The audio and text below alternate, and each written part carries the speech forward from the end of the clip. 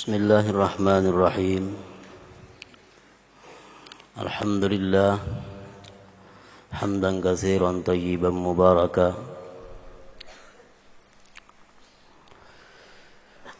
wa nashkuruhu ala ni'amihi allati la tuhsa wa nusabbihuhu bukratan wa asila. Ashhadu an la ilaha illallah wahdahu la syarika lah tabaraka wa ta'ala wa ashhadu anna sayyidana Muhammadan abduhu wa rasuluhu nabiyyul huda. Allahumma salli wa sallim mubarik ala sayyidina Muhammad alladhi la yantiku 'anil hawa in huwa illa wahyu yuha wa ala alihi wa sahbihi wa man ittaqa amma ba'd. Yang kita hormati dan kita cintai para habaib, para alim ulama, guru-guru agama, para muhibbin, hadirin hadirat rahimakumullah. Puji syukur kehadirat Allah Subhanahu wa ta'ala yang selalu memberikan kita taufik dan hidayah serta inayah, memberikan kita berbagai macam nikmat yang tak terhingga. Dan salawat serta salam kepada baginda kita, junjungan kita Nabi besar Muhammad sallallahu alaihi wasallam, dan kepada seluruh keluarga, para sahabat, zuriat dan pengikut-pengikut beliau ila yaumil qiyamah.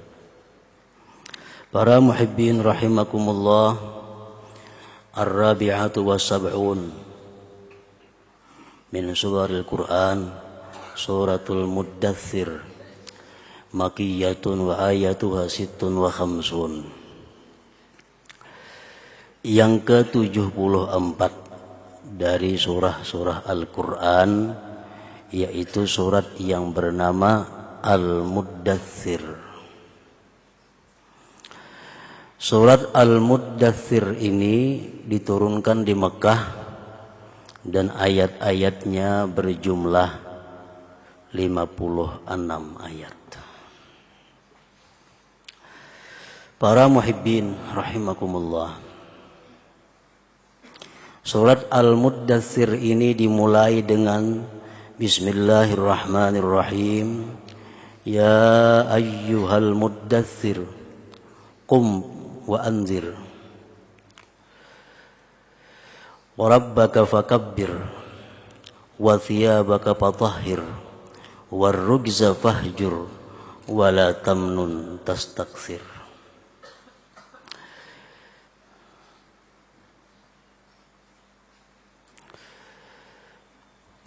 Ya ayyuhal muddathir, artinya wahai Nabi. Al-Muddathir itu adalah salah satu di antara sekian nama yang diberikan Allah kepada junjungan kita Nabi besar Muhammad sallallahu alaihi wasallam. Hai Nabi Muhammad. Al-Muddathir itu artinya adalah orang yang berselimut. Seumpama minggu dahulu Al-Muzammil, ini Al-Muddathir. Allah Subhanahu wa ta'ala memanggil Nabi kita dengan panggilan yang lembut dan panggilan yang penuh dengan kasih sayang. Ya ayyuhal muddathir, wahai Nabi yang sedang berselimut. Kenapa Rasulullah sallallahu alaihi wasallam dinamai dengan Al-Muddathir, yang berselimut? Ada beberapa riwayat daripada ahli tafsir yang menjelaskan tentang sebab-sebab itu. Di antaranya adalah kenapa Nabi kita berselimut sehingga disebut Al-Muddathir. Ini surat Al-Muddathir termasuk surat yang di awal-awal turun kepada Rasulullah sallallahu alaihi wasallam. di awal-awal masa kenabian. Awwalu ma nazala minal Qur'an Iqra. Yang pertama turun daripada Al-Qur'an kepada junjungan kita adalah Iqra. Itu semua sudah mengetahuinya. Waktu Rasulullah sallallahu alaihi wasallam menerima wahyu pertama ini, beliau pertama kali secara langsung berjumpa dengan Jibril alaihissalam. Jibril dengan kuat memeluk Rasulullah, menyampaikan wahyu. Setelah selesai, Nabi kita pulang, dada beliau bergetar. Lalu beliau sampai di rumah dan berkata kepada istri beliau, "Zammiluni, zammiluni, selimuti aku, selimuti aku."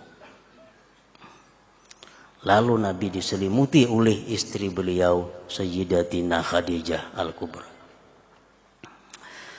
Begitu Nabi diselimuti, turun ayat Allah, turun wahyu yang disampaikan oleh Jibril alaihissalam, "Ya ayyuhal muzammilu qumil laila." Hai orang yang berselimut, bangunlah kamu, sembahyanglah kamu di malam hari.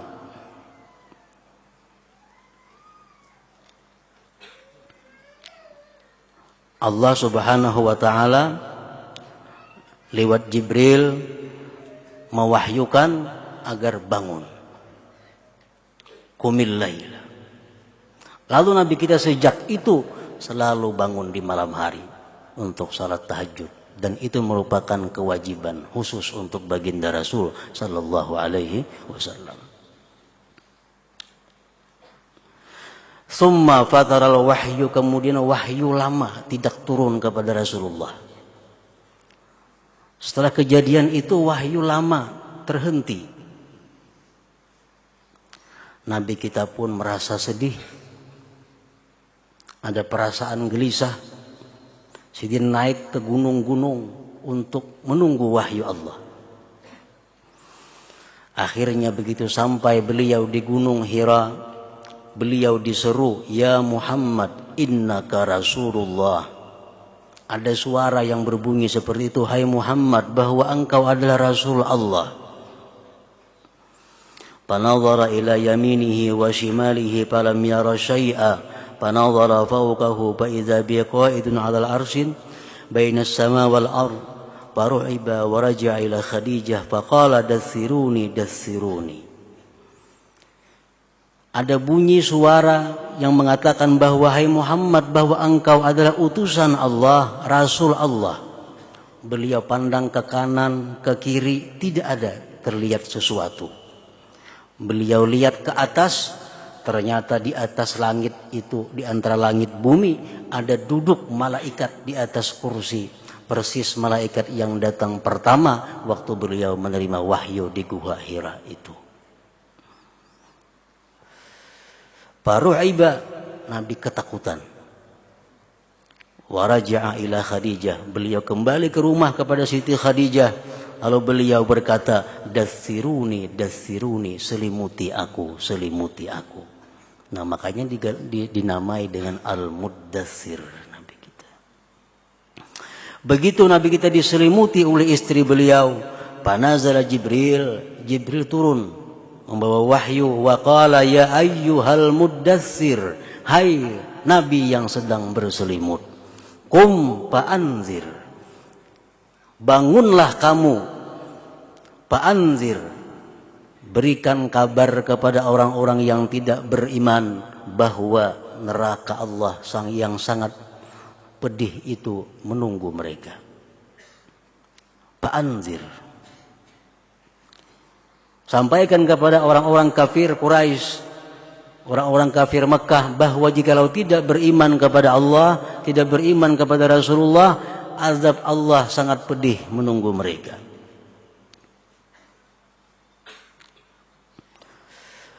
Wa rabbaka fakabbir, ayat yang ketiga.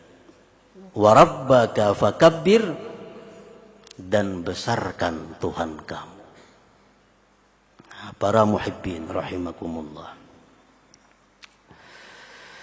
Ini ayat yang ketiga adalah ayat yang sangat dalam makna dan tafsirnya. Karena Rasulullah sallallahu alaihi wasallam dalam menyampaikan dakwah, dalam menyampaikan ajakan kepada manusia untuk menyembah Allah, itu menemui berbagai macam rintangan. Kita sudah tahu semuaan kisah-kisah Maulid.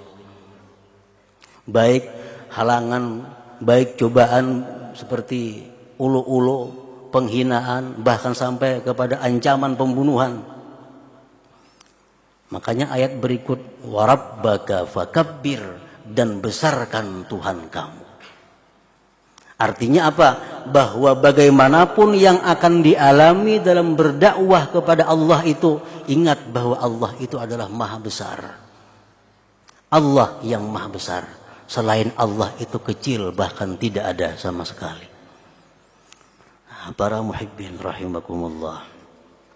Para ahli tafsir menjelaskan, warabbaka fakabbir, artinya la ta'bud siwallah, jangan kamu menyembah selain Allah. Wala tara li ghairihi fi'lan illalah, dan jangan kau melihat satu perbuatan melainkan itu adalah perbuatan Allah Subhanahu wa taala. Nah, kalau sudah seseorang dai, seseorang yang mengajak umat untuk kejaran Allah, dia sudah mantap dalam hatinya bahwa tidak ada perbuatan selain daripada perbuatan Allah, maka bagaimanapun halangan rintangan tentu akan tidak menjadi persoalan bagi dia. Nah, itu warabbaka fakabbir. Jangan menyembah Tuhan selain Allah, artinya beribadahlah kepada Allah, lalu kamu akan bisa musyahadah, akan bisa menyaksikan bahwa segala perbuatan itu bagi Allah. Jadi beribadat dahulu hanya bisa dapat musyahadah. Warabbaka fakabbir. Musyahadah apa? Antara lain yang dimusyahadahkan adalah bahwa tidak ada perbuatan melainkan perbuatan Allah Subhanahu wa taala. Tauhid af'al. Apakah kita bisa menanamkan tauhid af'al di dalam hati kita sehingga dalam setiap keadaan kita selalu ingat bahwa tidak ada perbuatan selain perbuatan Allah? Kita tidak akan bisa musyahadah seperti itu kalau belum menemui tahapan-tahapan awal. Yaitu apa? U'budillah. Ibadah dulu kepada Allah Subhanahu wa ta'ala. Baru Allah memberikan sesuatu yang berharga, yaitu musyahadah tadi. Artinya, walaupun kita mengaji kitab ma'rifat, walaupun kita mengaji kitab yang tinggi sampai ke atas langit, kada akan bisa dapat musyahadah itu. Karena jalan musyahadah itu hanya satu, ibadah. Ibadah. Sebagaimana yang kita uraikan waktu-waktu dahulu bahwa ada beberapa tahapan-tahapan seseorang manusia, seorang salikin untuk bisa musyahadah, untuk bisa menyaksikan bahwa fi'il itu fi'ilnya Allah. Pertama yang dilakukan apa? Ini ibadah. Ibadah itu tidak akan bisa terus-menerus, tidak akan bisa istiqamah, tidak akan bisa muwazabah kecuali 7 hal ini. Beberapa hal ini harus dimiliki. Yang pertama, mesti diadakan dulu musyaratah. Kita mesti berjanji dalam hati kita untuk selalu taat kepada Allah. Kita berjanji dalam hati untuk selalu menjauhi apa yang dilarang oleh Allah. Syaratkan dalam hati kita seperti itu. Niatkan dalam hati kita seperti itu bahwa kita punya syarat, kita punya tekad bahwa sejak hari ini akan selalu taat kepada Allah dan menjauhi yang dilarang Allah. Nah, itu musyaratah terhadap diri kita. Kita ikat diri kita seperti itu. Nah, sesudah diikat seperti itu lalu apa? Diadakan muraqabah. Diadakan pengintaian. pengintaian apakah diri kita ini benar-benar menjalankan yang disyaratkan itu, ataukah diri kita melanggar apa yang disyaratkan tadi. Diadakan muraqabah, selalu kita intai diri kita dengan apa yang kita janjikan itu. Nah, sesudah muraqabah apa? Diadakan lagi muhasabah, dihitung. Sore kita menghitung perbuatan kita mulai pagi. Pagi kita menghitung perbuatan kita mulai sore. Apa yang dilanggar, apa yang dilakukan, apa yang diperbuat, kita hitung. Jikalau ada kesalahan, pelanggaran terhadap janji-janji itu, diperlukan ada mu'aqabah, hukuman. Kita hukum diri kita. Tadi berjanji tidak akan berkata yang sia-sia. Ternyata hari ini bandir memberubui bertengah jam di gardu, di warung. Nah, ini mesti dimu'aqabah, mesti dihukum. Apa hukumannya? Aku baca Quran malam ini 3 juz. Mengganti yang memberubui tadi. Itu diadakan mu'aqabah. Nah, mu'aqabah ini kada akan bisa terlaksana kalau kada mujahadah, perjuangan. Amun sambil-sambil kada tersiksa lawan diri seorang. Harus diadakan mujahadah.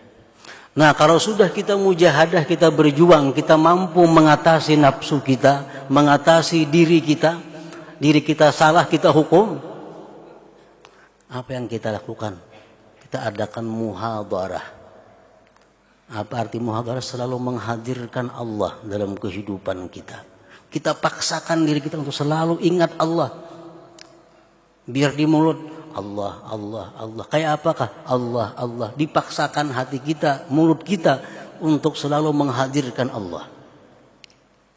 Kalau sudah demikian berjalan normal, maka kita akan dapat sesuatu yang namanya mukasyafah. Kita akan dibukakan oleh Allah keajaiban-keajaiban ciptaan Allah.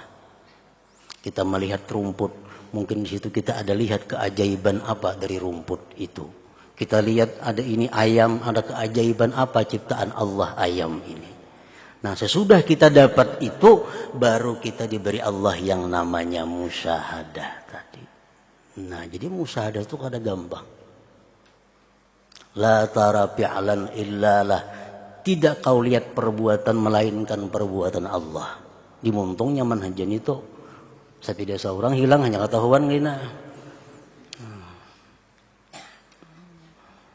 Kenapa itu? Karena kada melalui tahapannya, mengaji kitabnya aja, lancar aja memandirakan itu. Tapi kalau melalui tahapan-tahapan seperti tadi, itu yang dapat musyahadah yang benar. Wa rabbaka fakabbir, la ta'bud siwallah, wa la tara li ghairihi fi'lan illa lah. Apalagi yang disampaikan Jibril kepada junjungan kita Nabi besar Muhammad sallallahu alaihi wasallam, wa thiyabaka fatahhir.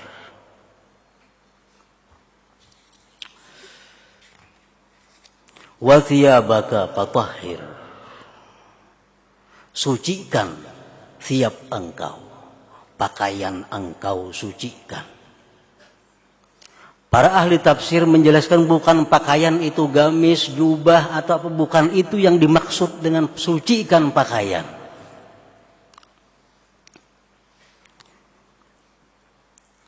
Pakaian itu adalah pertama hati. Yang kedua amal. Yang ketiga jisim. Yang keempat agama. Yang kelima nafsu. Itu yang mesti dibersihkan. Wa thiyabaka fatahhir. 5 perkara itu diumpamakan dengan pakaian. Fatahhir thiyabak, bersihkan pertama hati engkau. Dari apa hati dibersihkan? Dari sifat-sifat yang membuat kita jauh dengan musyahadah. Seperti doa yang dikarang oleh Sayyid Muhammad bin Sulaiman Al-Jazuli, kalau ada khilaf, pengarang Dalailul Khairat. Dalam doa beliau apa? Allahumma ya Rabbi bijahi nabiyyikal mustafa wa rasulikal murtada tahhir qulubana min kulli wasfin yuba'iduna an musyahadatika wa mahabbatik. Ya Rabbi bijahi nabiyyikal mustafa wa rasulikal murtada, ya Allah dengan pangkat nabi engkau, tahhir qulubana, sucikan hati kami dari segala sifat yang menjauhkan kami dari musyahadah kepada engkau dan mencintai engkau. Nah, jadi bersihkan hati dari sifat-sifat itu. Sifat apa yang membuat kita kada bisa musyahadah? Sifat penyakit hati apa yang membuat kita tidak bisa musyahadah? Pertama, riya contohnya. Beribadah selalu ada untingan. Riya lebih halus daripada, lebih samar, lebih halus, lebih tersembunyi daripada samud yang hitam berjalan di atas batu yang hitam di malam yang gelap gulita. Samud tuh halus, hirang, batunya hirang pulang, di tengah malam pulang. Lebih halus lagi riya itu. Yang kedua, ujub, sombong. Orang yang di hati sombong, siapapun bila punya kesombongan, Allah palingkan ayat-ayat Allah daripadanya. Allah kadang akan memberikan sesuatu yang berharga tinggi kepada orang yang punya hati tinggi. Allah akan memberikan yang berharga kepada orang yang hatinya tinggi. Allah hanya mengumpulkan air di tempat yang paling rendah di bumi ini. Di mana kumpulan banyu?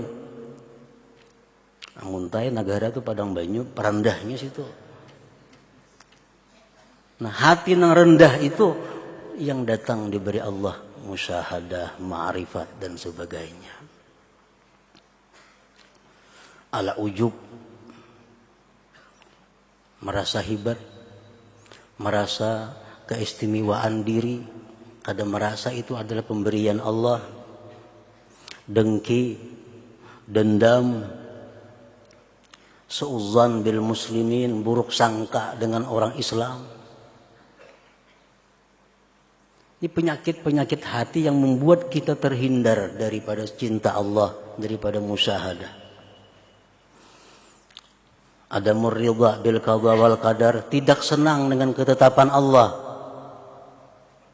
tidak senang dengan takdir Allah, termasuk dosa hati yang mendinding kita dari kecintaan Allah. Kenapalah Allah menciptakan aku nangka ini? Kenapa aku diberi masalah seperti ini? Nah, geritik-geritik hati seperti itu mendinding kita dari kecintaan Allah.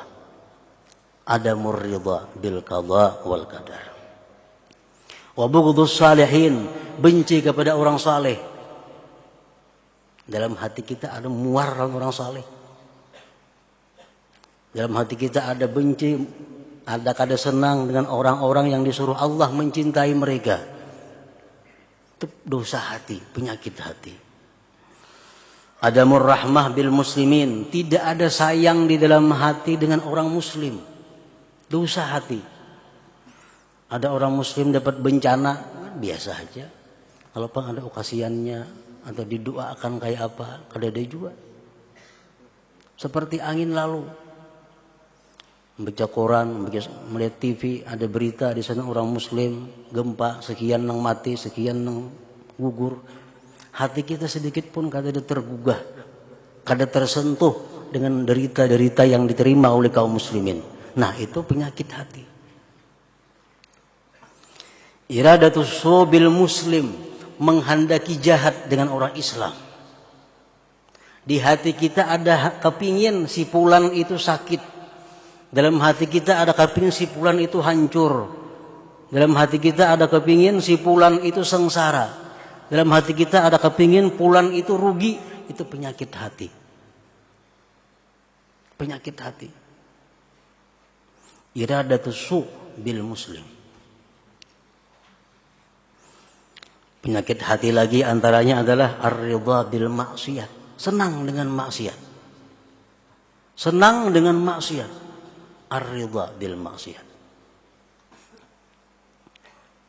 Melihat TV kita. Padahal di TV yang kita tonton itu banyak maksiat. Mulai pakaiannya, mulai apa. Kita senang dengan tuntunan seperti itu. Ketujuh melihat sinetron. Padahal di film semuaan gawian maksiat. Orang yang membuat film di Jakarta sana dapat honor, dapat gaji. Kita di sini dapat dosanya.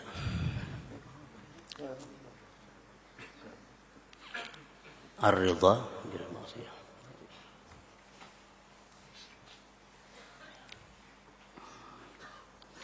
Nah, penyakit hati seperti itu yang kita disuruh berdoa supaya dihilangkan. Allahumma ya Rabbi bijahi nabiyyikal mustafa wa rasulikal murtadha tahhir qulubana min kulli wasfi yubaiduna an musyahadatik wa mahabbatik. Sambungannya wa amitna ala sunnah wal jamaah wa syauqi ila liqa'ik ya dzal jalal wal ikram. Matikan kami atas sunnah wal jamaah dan berikan kami kerinduan untuk selalu berjumpa dengan Engkau. Nah, wa thiyabaka fatahhir, bersihkan hatimu dari sifat-sifat seperti tadi. Wa amalaka fatahhir amalak, bersihkan amal perbuatan engkau. Amal perbuatan apa yang dibersihkan ini yang dimaksud? Kita bersihkan amal-amal kita, terutama ibadah-ibadah kita dari hal-hal yang membuat ibadah tidak sah. Kita bersihkan ibadah kita, amalan-amalan kita yang membuat dia tidak beradab.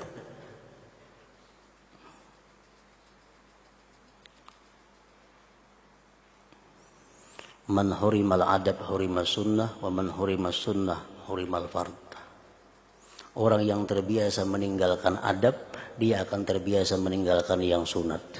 Orang yang terbiasa meninggalkan yang sunat akan jadi meninggalkan yang wajib.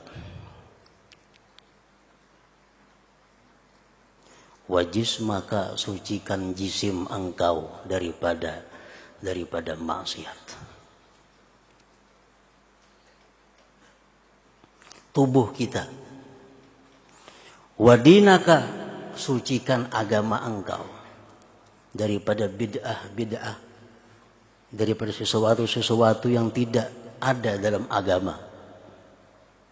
Wa nafsaka, dan bersihkan nafsu engkau daripada ammarah bisu.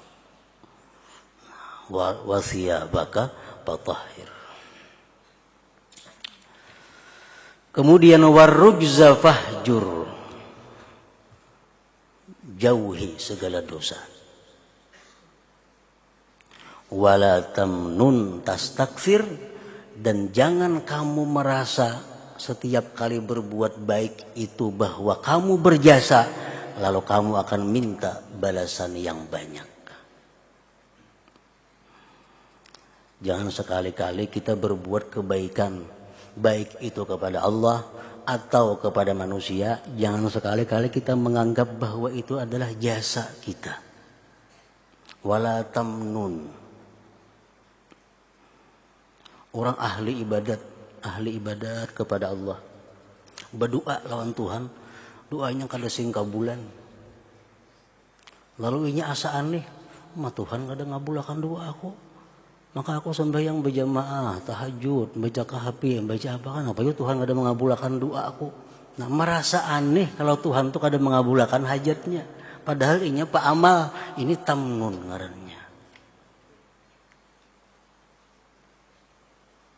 Asa habis jalan sudah, semua amalan digawi, ya tuh ada kabul juga, kenapa kayak ini?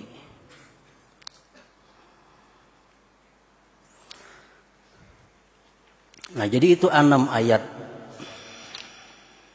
Wali rabbika pasbir, yang ke-7, dan sabarlah karena Tuhan engkau. Ya ayyuhal muddathir, wahai nabi yang sedang berselimut, qum fa'anzir, bangunlah dan kabarkan kepada orang yang tidak beriman bahwa neraka menunggu mereka. Dan besarkan Tuhanmu, sucikan pakaianmu, jauhi segala maksiat, dan janganlah kamu merasa berjasa dalam berbuat baik.